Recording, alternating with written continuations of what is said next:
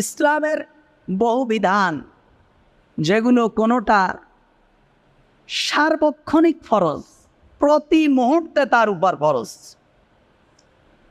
যেমন পর্দা একটি ফরজ বিধান, এটি কোনো সময়ের জন্য লঙ্ঘন করা জায়েজ নেই, হারাম।